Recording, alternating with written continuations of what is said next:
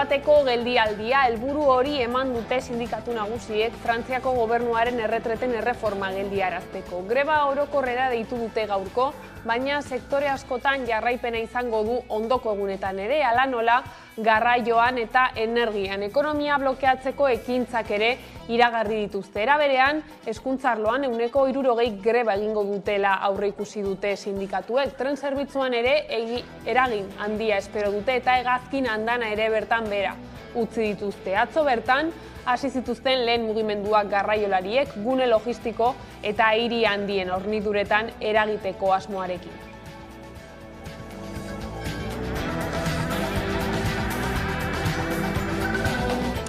Gabon, emakumeen nazioarteko eguna bihar izango da eta dagoeneko hiriburu eta herri guztietan dena prest dago. Sandra Urra.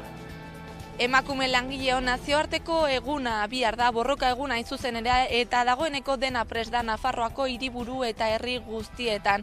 Manifestazio nagusia bihar Iruñan Antoniutin hasiko da arratsaldeko 8:00, baina aurretik zutabe ezberdinak egonen dira auzo eta herri ezberdinetatik, esate baterako burlatatik edo errotxapeatik.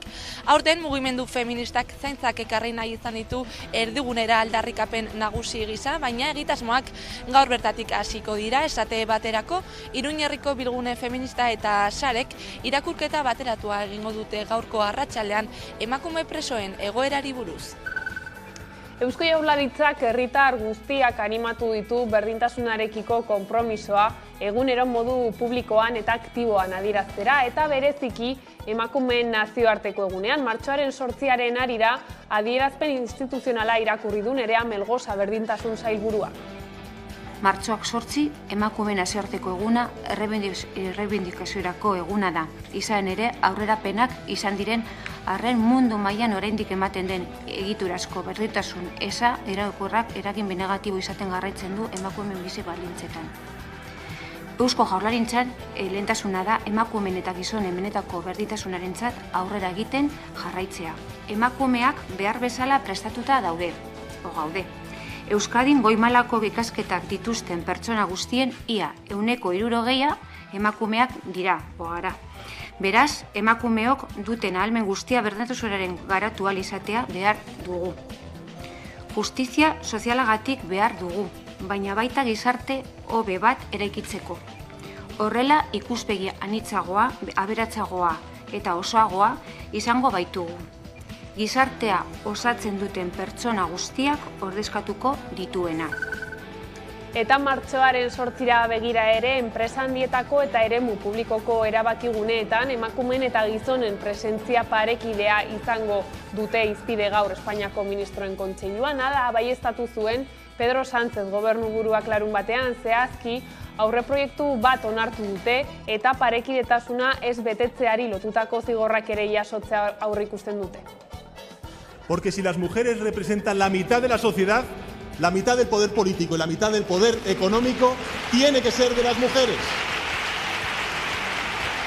Y habrá gente que le parezca grave e incluso absolutamente desproporcionado, pero a nosotros nos parece simple y llanamente de justicia. Aldiz, zaintzaren negozioaren amaiera exigituko dute martxoaren 8-an Bilbon, hain justu, zaintzan ipini nahi dute arreta urten eta berauen merkantilizazioa eta gizonen ihesa deitoratuko dute. Salatuko nahi dugu bizitzari eta biziari eusten dioten zainketak emakumeok egiten ditugula. Batez ere, emakume migratuok eta arrazalizatuok. Zaintza lan horiek ez dira lan gisa aitortzen, eta esplotazio baldintzetan egiten dira. Bizi premia gisa, eskubide gisa eta erantzukizun kolektibo gisa hartu beharko liratekeen zainketa horiek gaur egun Euskal Herrian hainbat indarkeriaren eta desberdintasunen ardatz dira. Hau da, sexua, generoa, arraza, gizarte mailan, aniztasun funtzionala eta administrazio egoera gurutzatu egiten dira. Eta zaintza lanak gizonen eta erakunde publikoen implikazio eza justifikatzen duten negozio bihurtzen dira.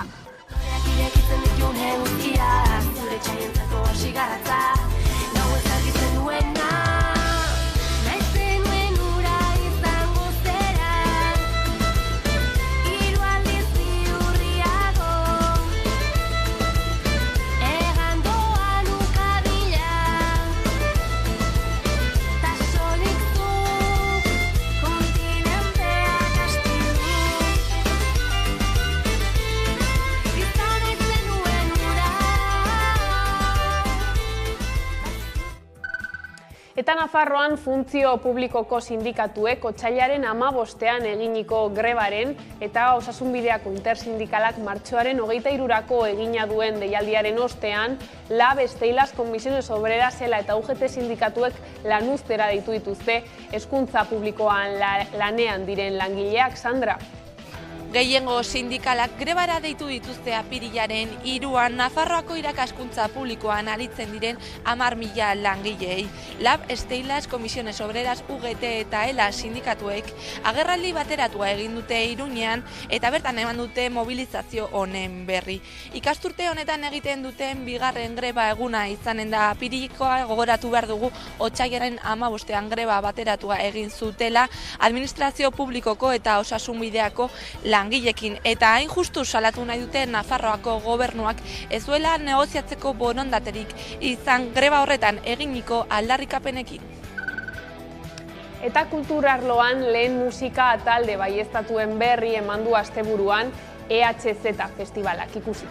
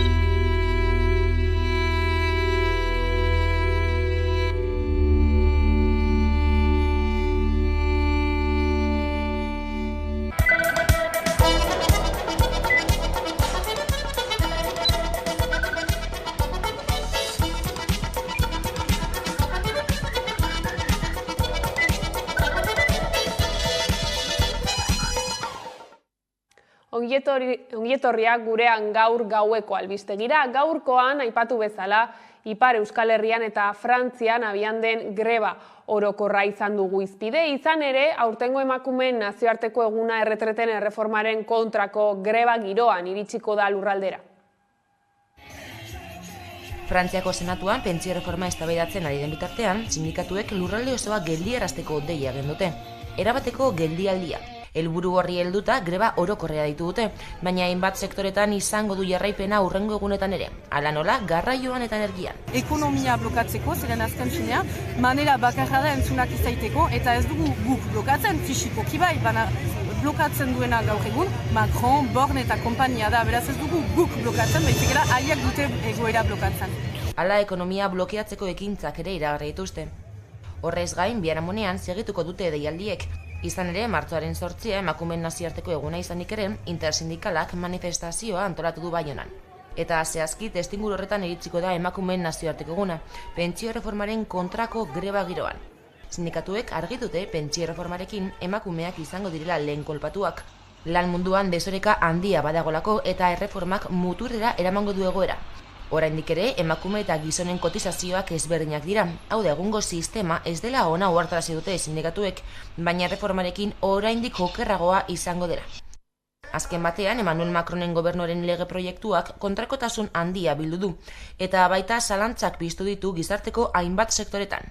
Behar badakigu doinuz altzatu behar dugula, jatekotan, eta beraz gaur ez da abiatze bat, zeren arere beste egun mobilizazioak izan dira, baina badakigu arere indar bat gehiago erakutsi behar dugula, eta ene ustez hor manifest da horrendik abiatu, baina hori erakusten ari gira. Eta hori zergaitik, zeren azken finean ez gira entzunak, eta guk gure aldarrikapena ez da aldatu. Erretreta, erreforma hori bertan behera utzi behar du Macronek. Eta hori egin arte mobilizatuak egonen gira, eta beraz, bai gaur eta ondoko egunetan noski. Bukatu da soilik baietz da baietz legearen erreforma tramitera onartzeko eztabaida Espainiako Kongresuan eta taldetako ordezkariek emandako azalpen eta iritzien arabera PSOEk aurrera aterako du bere proposamena PP eta Vox alde bozkatuko dutelako, besteak beste. Hala esan daiteke erasotzaile askoren zigor arintzeen auziak kolokan jarriko duela feminismoaren lorpen handi bat.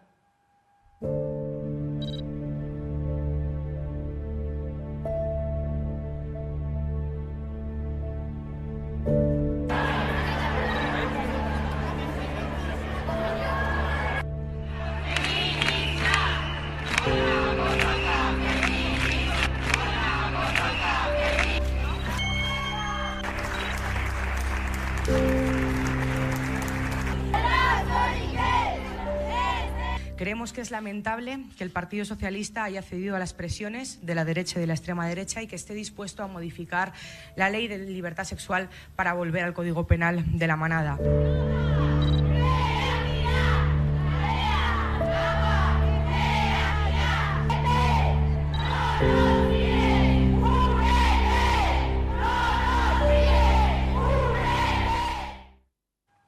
Feminismoak aspalditik irauli nahi zuen zaintza sistemaren egiturazko arazoak agerian utzi ditu koronavirusaren pandemiak, baita sistema erroz aldatzeko beharra erakutsi ere. Hau izango da Euskal Herriko hiri eta herrietan mugimendu feminista osatzen duten eragileek deitu dituzten mobilizazioetan fokuratuko diren auziak.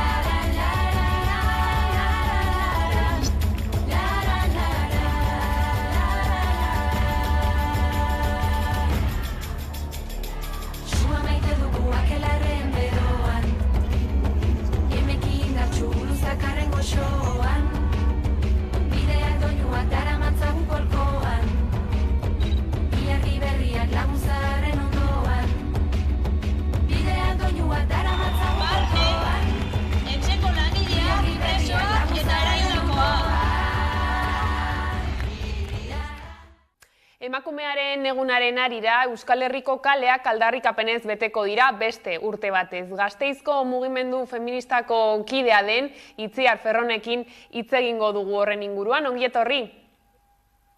Ongi etorri, mi esker.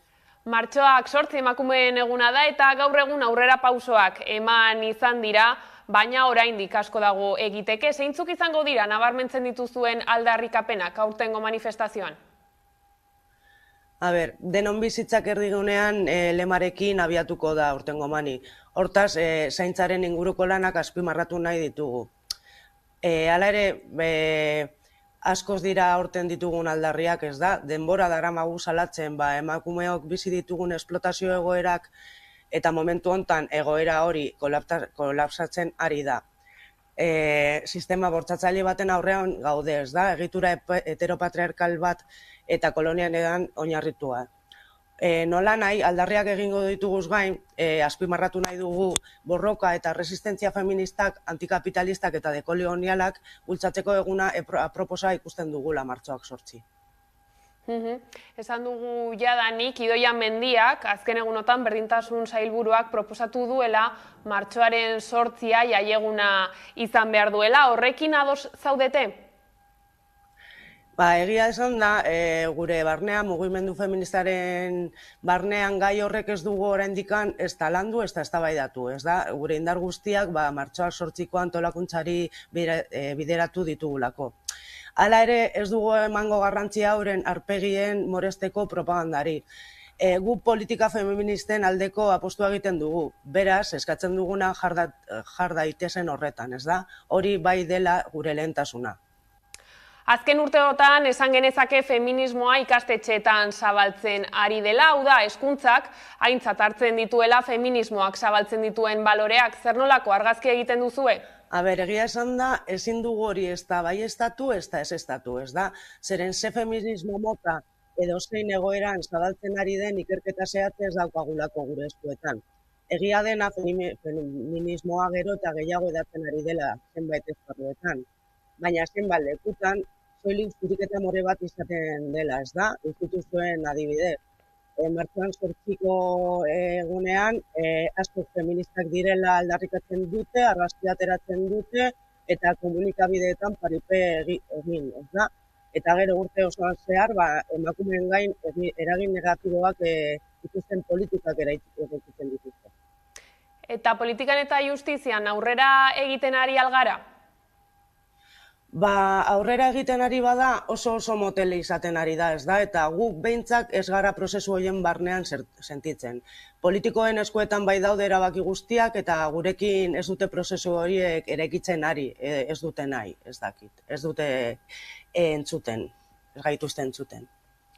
Gogoratu behar dugu orduan Itziar bihar manifestazioa egingo dela Euskal Herriko hainbat hiriburutan, Gasteizen ere hala izango da, eta bertan egongo gara nondik norakoa jarraitzen. Mila esker gurekin egoteagatik. Zuei. Eta aurrera jarraituko dugu, izan ere 11 telebista kalera atera da, hiritarren ahotsa entzutera eta haien ustetan emakumeon aldarrikapenak zeintzuk diren jakitera. Ne ustez, emakumeen posizioa gizartekiko. Eta emakumean egoera gizartean eta lanean dakaten injustizia eta. Azken finan berdintasuna, ez? Batez ere hori, azkenean gure sozietatean ikusten diren, egunero egoten diren ezberdintasunei aurre egitea eta emakumea behar bezala behar den tokian egotea. Erasoak eta egiten direnak egun hauetan, ez dut uste atentzio nahiko ematen zaionik eta asko egin behar da horren gatikan, ez uste dut. Adibidez, kalian segurtasuna bermatzea. Zebain dela gutxi adibidez hemen Iruñan egon zan violazio bat, eta nik uste horren ingurun gauza asko daudela aldarrikatzeko, eta batez hori da, segurtasuna, errespetu falta, gizonezkoak emakumeen kontra, eta nik uste hori. Esparru gehienetan nik uste dut oraindik gauza asko daudela hobetzeke, ez dakit. Bai lan arloan, baina ez dakit, gure erlazionatzeko moduan, arlo guztietan, ez dakit. Argi dau oindo ez dauela gizonen eta emakumeen arteko bardintasune, orduen nik uste dut hori lortzea ezinbestekoa dela gizarte bardine eukiteko. Egun honek balizo dugu igerteko urtean zer igerten ez dugun hori emakumeen dekon rola eta dekon funtzeskotasuna edo hori aldarrikatzeko egun honetan. Ere, mikromachismoekin ere bokatu behar dugu adibidez txikitatik, adibidez umeak neska panpina eta gizonak kotxea horrekin ere bukatu behar da, ezkinean txikitatik inkulkatu behar dira gauza hauek. Gauzak normalizatu, oraindik ez dira gauzak parean eta hori aldatu behar dugu. Azken finean, alako gauzekin nire barruan sortzen da eztabaida, azken finean niretzako jaia ez da, azken finean da egun bat aldarrikatu behar dena gauza oso garrantzitsuak, eta azken finean gainera gazteok agian baita hartu egiten dute jai moduan edo ez dute kontuan hartzen zen bateko garrantzitsua diren alako gauzak aldarrikatzea eta seriotasunez hartzea, eta orduan nire aldetik eztabaida sortu egiten da nire bar. Esan ni antzeko, azkenean hori aldarrikatzeko egun bat da, eta egia esan, ondo iruditzen zait jai egotea azkenean garrantzia ematen zeialako, baina ere egia da arriskoa dagoela jendeak hori duen garrantzia aztea eta benetan zer den, hori esentzia galtzea. Ez dakit, depende nola hartzen duzun jaia hori, ez da festa edukitzeko egun bat, nire ustez erreflexionatzeko eta zerbait egiteko horren alde. Nik uste dut greba egune izan behar dela gure eskubideak aldarrikatzeko eta ez da jaiegun bat, ez da zeo zer ospatzeko aldarrikatzeko baizik, orduan niri ez jata ondo iruditzen egia esan. Ez da adibidez inauterizek emoten diz egun batzuk libre, ospakizun moduen, baina hau aldarrik eben bat da, hau serio bada, nire ustez. Nik uste begrateare baukela greba izatek, ze azken finen jaiegune balin bada ja denak jaitzat hartzegu eta aztea benetako garrantzia ikusten, da orduan greba izateke bere garrantzia aukela iruditzen zait. Eta etzan ikusiko emakume greba indakoan emakumean garrantzia o falta hori etzan hainbestena baituko lanean tala. Oraindik ez gara ospatzeko, ez dago momentu ospatzeko. Oraindik behar dugu borroka egin gauzak hobetzeko. Nire ustez oaindikan borrokatzeko eguna da, ze oaindikan gauza asko daude lortzeko, eta batez ez da bate berdintasuna emakume eta gizonezkoen artean. Ospatzeuen jendiak eta oaindikan ez dakae bate klaru ez daula berdintasun azkenen, nik uste adibidez leheno esan duen bezala nire lagunak, postuen artean eta emakume eta gizonezkoen artean ez dago bate berdintasuna, orduan ospatzeuenak nik uste ez daudela bate ez dakaela kontzientzia horren inguruan. Aldarrikapen egun bada eta nik uste du momentuz ospatzeko gauza gutxi daudela, ez? Ez hori borrokatzeko, ez, edo pixkat salatzeko gertatzen diren injustizia guztiak ez, erabiltzea nire ustez ondo dagoela, baina ere festa modua erabiltzea leku edo askatasuna errazteko jendeari edo espresatzeko erabiltzea ere komenigarria dela uste dut bai. Ikusita nola ibiliguen legea eta karritu ondorio txarrak, aldeko gauza baino emateu gure kontrakoa, eta guain irakurriten ez aldatu nahien dabiltza lege hoi, eta nahi du ondo ibili lege hoi, orduan esperot ondo aldaketa eta itea, eta ez oaingo ondoriok izatea lege horrek, bestela ez dakez entzuik. Nik uste dut baietz, berez aurrera pauso bat da, orduen garrantzitsu da lortzeko zehozer. Ez bada guztia be, zehozer aldatzeko, nik uste dut barrezkoa dela. Azkenean gauza gutxinak aldatzen jaten dira ez. Azkenean leika basa batzuk aldatu aldira. Aldatu behar dira, baina baita uste dut egin behar dela gizartean lan. Azken finean hor dagoelako gakoa eta azken finean gu aldatzen ez baldin badugu, azken finean legeak aldatu egiten baldin badira, agian bideratu daitekela modu baten edo bestean, baina uste dut gakoa dela pertsona aldatza eta pertsona kontzientzatzea zelako garrantzia daukaten alako egunak eta alako gauzak aldarrikatzea. Hori, egia da legeak lagundu dezaketa, baina pertsonak gara, benetan naturalak. Mila eske. Polemika, badakite egon dela, ez dut zehazmeatze legea irakurri eta bere efektuak, polemikaren jomugan egon diren efektuiek, bai entzun ditu dela, dirudi, ez dakit. Berez gaizki diseinaturiko lege bat dela, ez? Edo behintzat interpretazio oso zabala egiteko tartea uzten duen lege bat, orduan, betikoek, beti bere alde probesten dituzte gauzak, imaginatzen dut, hobe egiteko beta oraindik ere bat.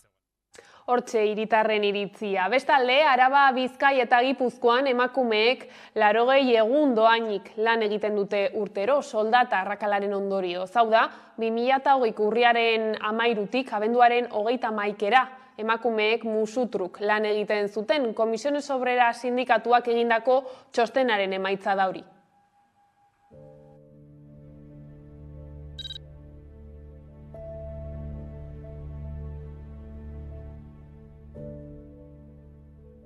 Que 80 días son los que hemos trabajado gratis las mujeres en la comunidad autónoma vasca, decrece la brecha a un 21,8%.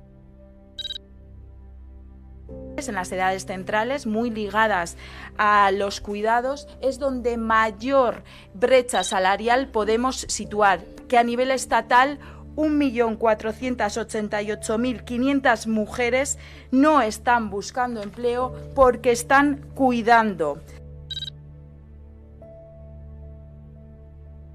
La tasa de temporalidad, eso sí, en la empresa privada, y creemos que esto es consecuencia directa de la reforma laboral acordada hace año y pico. Hoy tiene ya reflejo, ha bajado la tasa de temporalidad en casi 4,5 puntos y se han incrementado la contratación indefinida de mujeres en un 146% con respecto al año anterior. Pentsiodunek bat egin dute martxoaren 8ko mobilizazioekin. Euskal Herrian 1.000 eurotik beherako pentsioak dituzten emakumeak 200.000 baino gehiago direla nabarmendu dute eta milaka direla 700 eurora iristen ez direnak.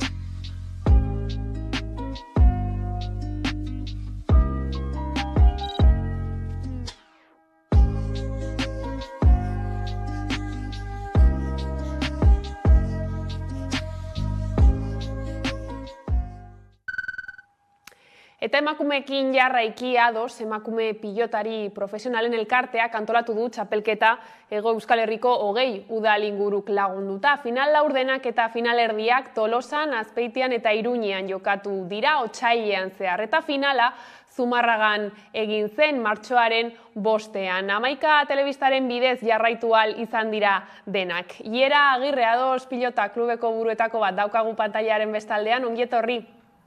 Bai, eskerrik asko. Esan dugu, igandean final handia jokatu zen, Maili Barrokalek eta Olatz Ruiz de Larramendik irabazi zuten, 22 punturekin, nola bizi izan zenuten finala?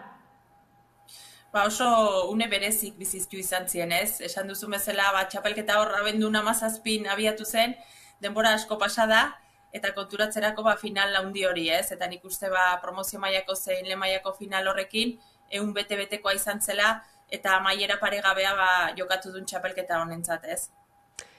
Esan duzu, 2 hilabete luzeko txapelketa izan da, baina ados pilotak hilabete asko eta asko daramatza lanean, emakumeak pilotan ikusgarritasuna eta etorkizuna izan dezaten. Bihar emakumearen nazioarteko eguna da, nola esango zenuke dela emakumeen eta pilotaren arteko erlazio hori? Erlazio hori askok uste duena, baino handigoa da, ez? Oso atzera joan behar da, dela 100 urte lehen emakume raketistak, beraietzien lehen profesionalak, ez? Orduan, ikusten da pilotaren ibilbide hortan, emakumea zela lehen erreferentea, eta batzutan hori aztuta gelditu dela. Orduan, pentsa, ez? 100 urte horiek pasata, berriz hemen gaude borrokan, berriz emakumea behar den tokin jartzeko, eta batez ere emakumeen pilota, eta hoxe emakumeen eunen arira borroka horrekin segitu behar dela, ez?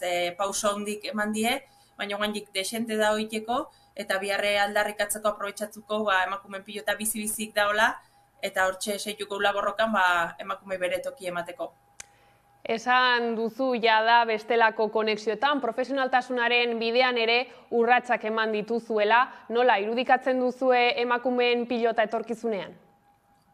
Hor goaz, ez? Pixkanaka pauso sendoak emanez, egia da ados pilotan helburuetako bata profesionaltasun bide hori zabaltzea eta sendotzea, eta egun esan dezakegu, hori, ados pilota osatzen dugun 13 pilotarik kontratu profesionala dugula. Horrek esan du denboraldi guztiko kontratu bat dugula, eta igual pixkat bereizi behar da, ez? Alde batetik, batzuk esaten du profesionala, hortaz bizi zarelako, ez? Edo irudikatzen da, mutilek pilotan kasu hortan ala bizi direlako.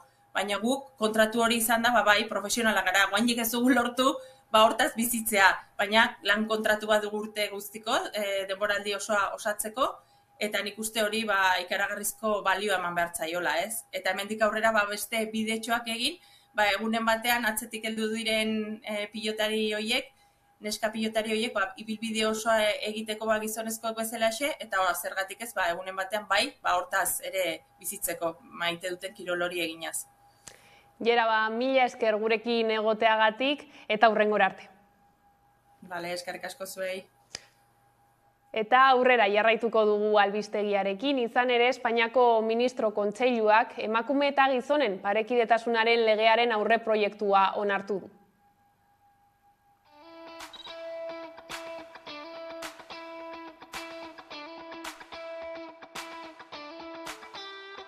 Con este anteproyecto de ley pasamos de las recomendaciones, los principios, las buenas prácticas que estaban vigentes hasta ahora a establecer obligaciones que permitan alcanzar y consolidar una igualdad de género efectiva en los ámbitos de decisión política y económica.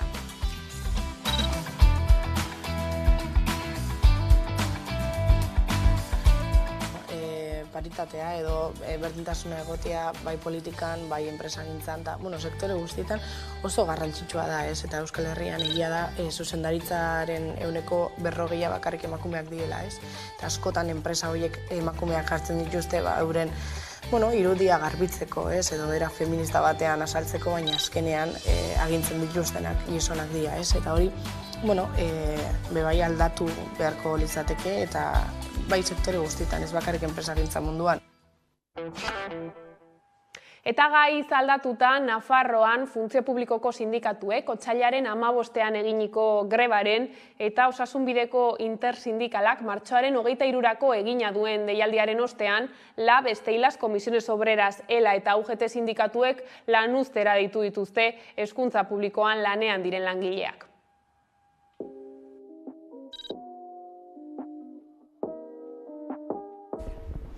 Nafarroko gobernuak eta zehazki hezkuntza departamentuak otsailaren 15eko greban gure kolektiboak planteatutako aldarrikapenei inolako erantzunik eman ez dionez, LAB, Steilas, Comisiones, ELA eta UGT erakunde sindikalok Nafarroko hezkuntza publikoko irakasle guztiak beste grebagun batera deitzen ditugu apirilaren 3rako.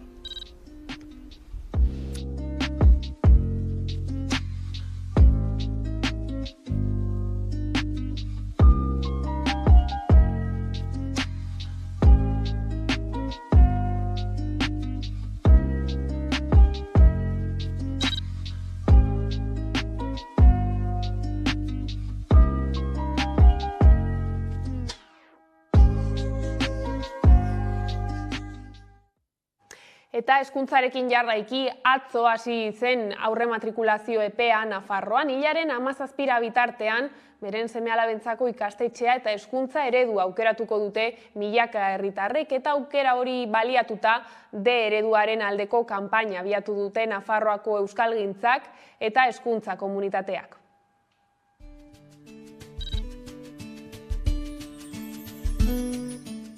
Elizondo eskola publikoaren alde egindako apustuaz harro nago. Zue ere eskola publikoaren alde apustu egitera animatzen dizuet. Nitzat, D eredu da dana, ez? Ez dut besteik zeutu, baina D eredu da euskeraz ikasteko aukera bat, eziketa bat euskeraz posible dela, hezkuntza indartzeko, zabaltzeko bai, eta aukerarik horrena da. Euskera eta euskal kulturaren kabia da D eredua, eta niretzat da izan da, egun nina izen hori eraiki duen ura mundu oso bat eskaini. Es un derecho que vamos consiguiendo poco a poco en Navarra y que deberíamos tener en todas nuestras escuelas, que ofrece a nuestras hijas e hijos la oportunidad que muchas personas no tuvimos y muchas aún no tienen de aprender euskera y en euskera en la escuela pública. También es el modelo que garantiza la herencia cultural de nuestro territorio y también asegura el aprendizaje de un segundo idioma y facilita que se aprenda un tercer idioma.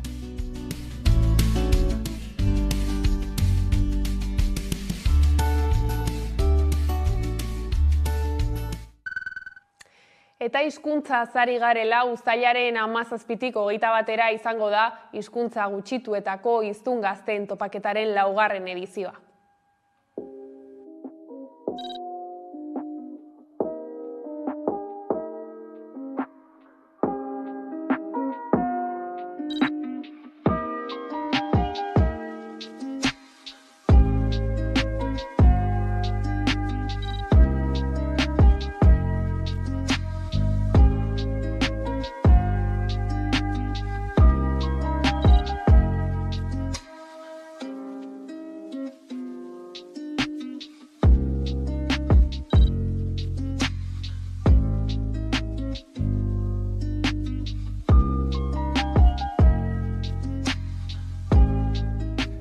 Jardunaldi hauen helburu nagusia da, belaunaldi berriek euren jatorrizko hizkuntzak biziberritu nahi izatea.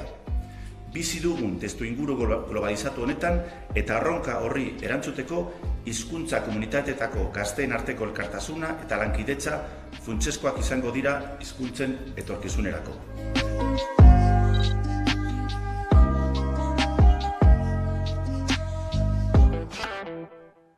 Gaiz aldatuta Zubietako erraustegiak kutsatutako urak Zurriolara isurtzeko baimena baliogabetu du Gurasosek ingurumen baimen horri aurkeztutako errekurtsoaren ondoren iritsi den baliogabetzera.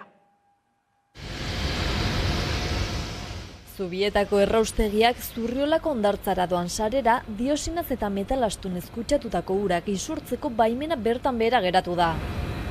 Gurasosek ingurumen baimen horri aurkeztutako errekurtsoaren ondoren iritsi da baliogabetzea. Baimen horrek indarra galdu du ingurumen sailak ez baitio erantzun aipatutako errekurtsoari, hilabeteko legezko epean, martxoaren 1. Hilabete igarota zuzenean baliogabetu da kutsatutako urak Zurriolara isurtzeko baimena.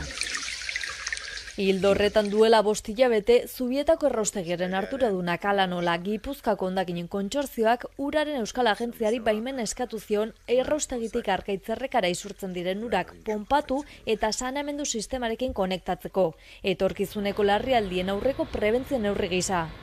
Horretarako lehenengo Loiolako hondakin uren araztegitik igaroko litzateke urrori. Gurasos elkarteak baina adierazi du araztegi horretan dagoen sistema ez dela egokia elementu kutsatzeak uretatik kentzeko. Izan ere araztegiak ez du erraustegien aurre ikusitako substantzia motetarako behar den tratamendu kimikorik, tratamendu biologiko hutsa baizik. Gainera Zurriolara doan sarera ur kutsatua isurtzeko baimen hori Jaurlaritzak eman ahal izateko lehendabizi Ainarbeko mankomunitatearen baimena behartzen. Ingurumen sailak ordea mankomunitatearen oniritzirik gabe baimendu zion Gipuzkoako hondakinen kontsortzioari. Testuinguru horretan behin Gurasos plataforma jarritako errekurtsoarekin eta ingurumen sailak hilabeteko epean erantzunez izanarekin baimena baliogabetu da.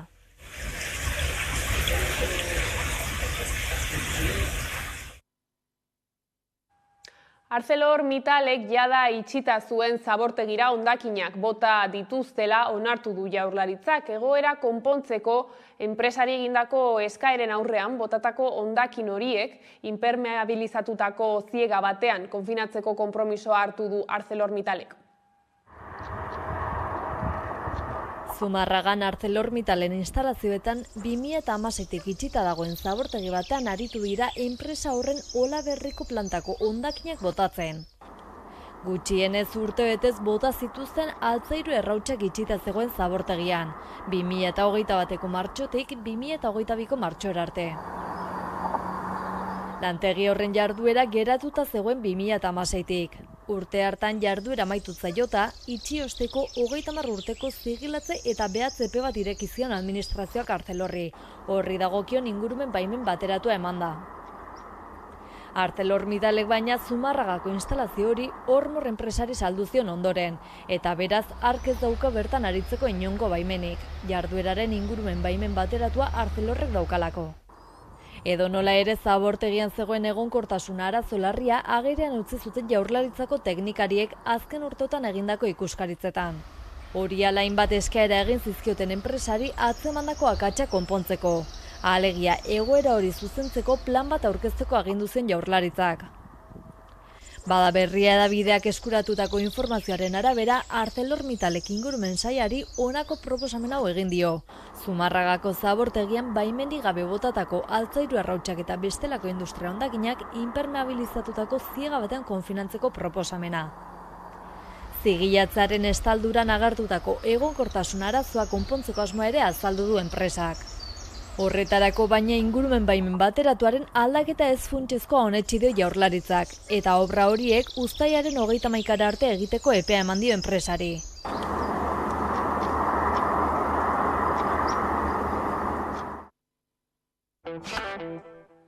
Eta astelehen honetan Gogora Institutuaren zuzendaritza kontseiluak argi berdea eman dio martxoak 3 memoria gunea sortzeko hitzarmenari.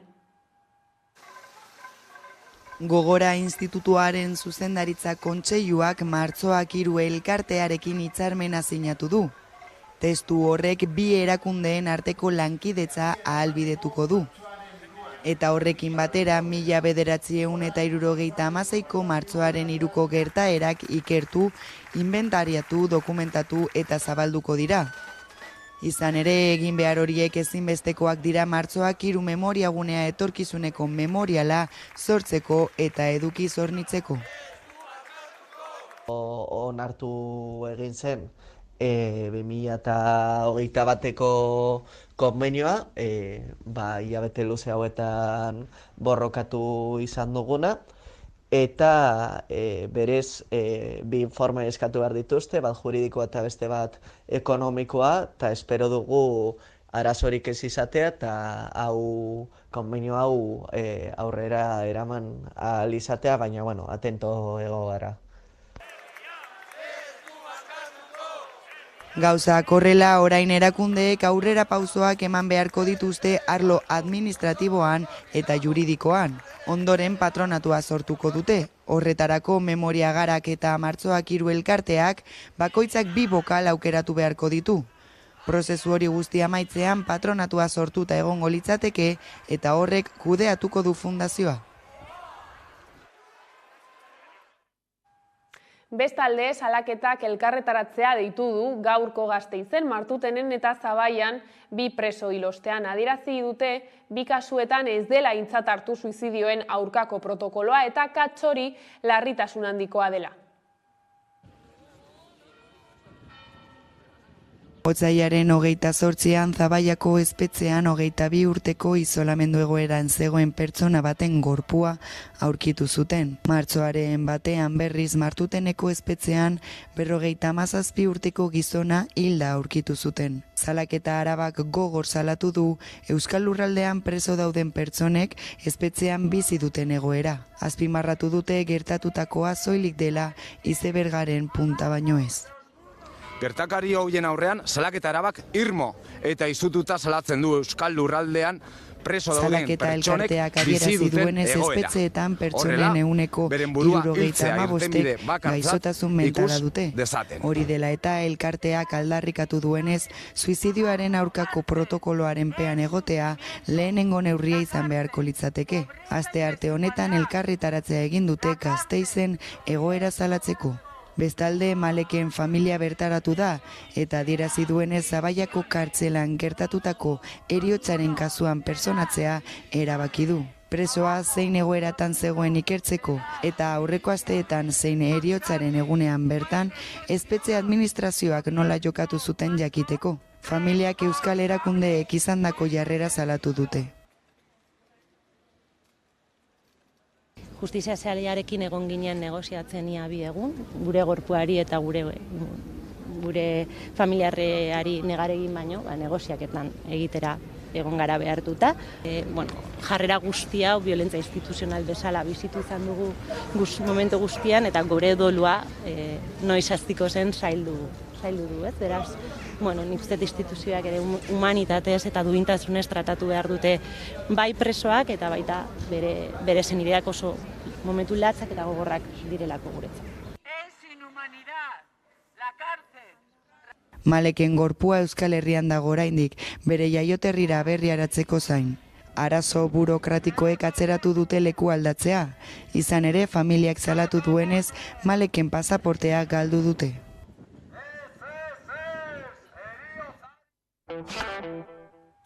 Eta nazioartera salto, Bero Satrustegi nazioarteko berri emaileak dioenez, gizateriaren aurkako krimenen erantzule egin dituzte Ortega eta Murillon, Nikaraguako giza eskubideen egoera aztertzeko sortutako Nazio Batuen erakundearen batzordeak bere lehen txosten aurkeztu du, besteak beste epaiz kanpoko exekuzioak eta sexu indarkeria egozten dizkiete. 2018an herrialdean protestak antolatu ziren eta apiriletik irailera 355 hildako baino gehiago egon ziren. Hori izan zen ikerketaren abiapuntua.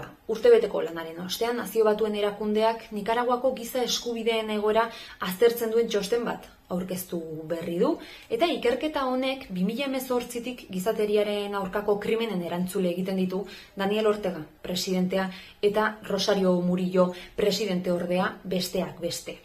Txostenak jasotzen dituen probak nahikoa dira zuzenbide penala aktibatzeko. Presidentea, presidente ordea eta erdi mailako arduradunak seinalatzen baititu erantzule sistematiko gisa. Ikerketaren arabera, gobernuak ezarritako zentsura neurriak bortitzak izan dira, eta neurri hauek direla eta herritarrek ezin izan dute modu askean adierazi, ezin izan dute erlijio askatasuna eduki, ezin izan dute bizitza publikoan parte hartu, eta askok herritartasun eskubidea ere galdu dute. Horrekin batera, espetxetako autoritatei tortura fisikoa eta psikologikoa eta indarkeria sexuala erabiltzea. Eta kulturarloan Korte Zaharrak, Gasteizko eta Arabako Aire Zabaleko film laburren festivalak lanak aurkezteko epea ireki du. Otsailaren 27tik maiatzaren 18ra filmak aurkeztu dezakete interesatuek, jaialdiak 8.000 euro inguru banatuko ditu sarietan.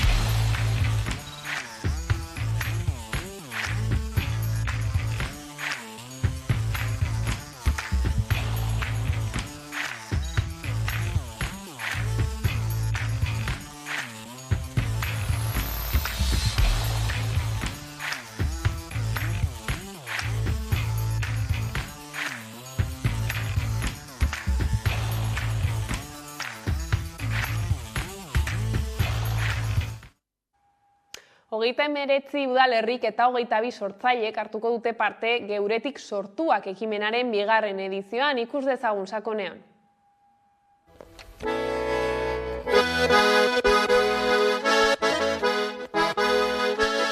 Hemen gaude berriro ere, eskerrik asko berako alkate jauna etorri, eskerrik asko berako herriari, aukera emateagatik hain leku polit eta dotorean Guretik sortuaken aurkezpena egin ahal izateko, 2. edizionen aurkezpena egin. Aspaldian gabiltza olatu gogorren artean, izenik ere zuen gure txalupa arraroan. 2023an aurten, behin hori sortzaileak eta herriak esleituta ditugula, ze badakizue proiektu honen funtsa dela, egonaldi artistiko batzuk sustatzea Euskal Herriko herri ezberdinetan. Parte hartu duten 29 herri hauetan, bai? 22 multzotan bilduta. Orduan, egonaldi artistikoak egingo dira, sortzaile bakoitzak herri batean, 3 astera bitarteko egonaldiak egingo ditu, eta sortzaile bakoitzak lehendik pentsatuta ekarritako proiektu bat garatuko du bertan. Egonaldi horiek amaitutakoan, eta epe muga batzuk iritsitakoan, sortuko diren lanak azkenean izango dira 10 ipuin luze, 5 komiki lan, 4 film labur eta 3 antzez lan. Kasko azpiak zeharo zulatu, ikusten da porturik, ez dugu ikusten baina imaginatzen dugu, da aruntz goaz arraunean. Bost komikiak argitaratuko dira bilduma batean, 10 ipuinak ere bilduma batean, 4 film laburrak muntaketa orokor bat egingo da. Lehen urtean film bat atera genuen, film luze bat egin genuen film labur hoiekin, bosteiatu deiturikoa. Aurten egingo deguna da zerbait, azkenean erabaki dugu ez egitea film oso bat, baizik eta 4 film laburrak, bakoitzak bere entitatea eta autonomia izango du, baina sortuko dugu montaketa bat, azkenan herri guztietan, emanaldietan eman alizateko 4 film hoiek denak batera. Ez gara izan beti ainartezan, ez esantxo ilargi. Eta 2024an sortutako lan guzti hauekin egingo da kultur zirkuitu bat. Proiektuan parte hartu duten herrietatik igaroko dira, aipatu dizkizuedan lanen aurkezpenak. Antzerkiak egingo dira, filmak erakutsiko dira, eta komiki eta ipuin bildumak aurkezpenak egingo dira, bakoitzean dagokion idazlearen presentziaz edo komikigilaren presentziaz. Batetik, literaturan, Edorta Jimenez sortzailea Mutrikura joango da, Ainoa Uri Enteiletxe, Lodosa Sartaguda Mendabia Andosilla eta Sesmara joango da, Idoia Etxeberria Elortza Zaldibia eta Taunera, Magi Arozena Zubeldia Ziortza Bolibarrera, Jon Abril Lola Etxea Atarratzera, Lutxo Egia del Rio Segurara, Maitane Perez Argote Errigoiti Ajangiz eta Musikara, Saioa Alkaiz Aguaiar Berriatuera, Maite Izpurua Olaizola Araitz Betelu eta Larraunera, eta Gaizka Sarasola Larrabetzura. Hori literaturan. Antzerkian, Goitibera Konpainia Hernanira joango da, Antzerki Aroak Zinemaldiak Zumaiara, Jonander Urresti Aulesti Munitibar eta Amorotora. Zinegintzan, Petxe Etxebarria Antzuola eta Aierrara, Arriguri Uartera, Alba Lozano Oiartzunera eta Aitzol Saratxaga Legutiora. Eta azkenik komikigintzan, Iñaki Martiarena Matxin Usurbilera, Aritz Ibarra, Sara Urruña Bera eta Lesakara, Kote Camacho Bergarara, Unai Gaztelumendi Leitza eta Berastegira, eta Eñautar Aiartzagoena Amasabila Bonara.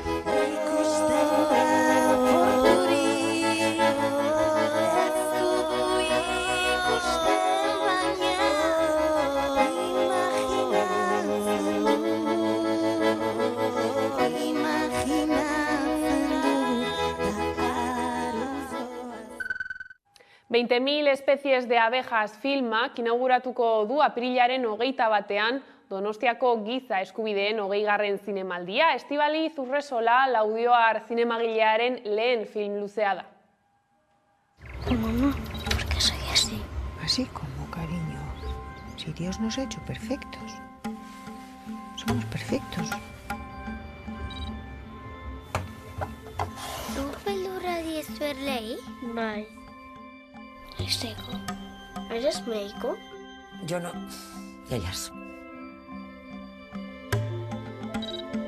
Silver Bear for Best Leading Performance goes to Sofía Otero for her role in 20.000 especies de abejas.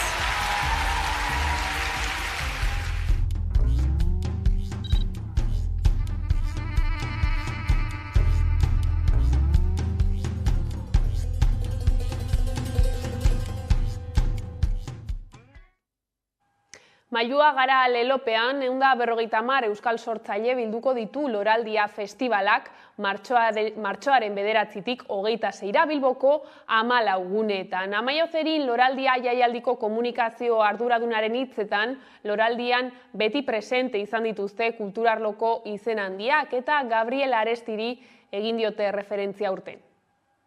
11 ekintza burutuko ditugu, aurten 23 ekintzek osatzen dute programazioa, eta gure ezaugarrietako bat da baita ere disiplina ezberdinak uztartzen ditugula.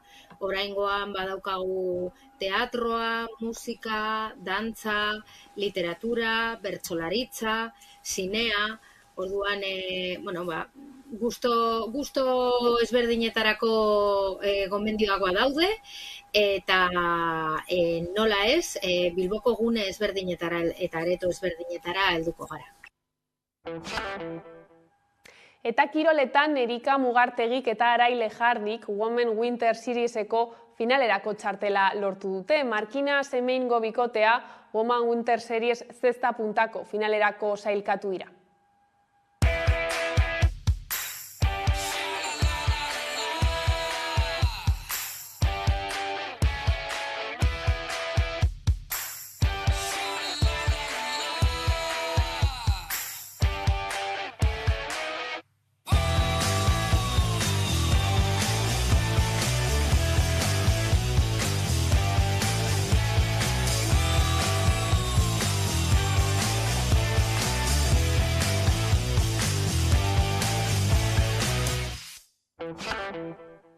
Eta horrela iritsi gara albistegiaren bukaerara. Gaurkoan duplaren nahi dudana izango naiz abestiarekin agurtuko zaituztegu. Gustatuko zaitzuelakoan besterik ez gure aldetik. Horiek izan dira gaueko albistegiak gurean gaur utzi dituena. Gogoratu guztiak eta gehiago nahi duzuen aldiro 11 puntu eusatarian daudela eskuragarri. Gero arte. Lagunen artean irribertxu fiestero, artista pirolero, holtza gainean mucho ego, 11 aldi saiatzeak, emozioen gora bera beti ditut nere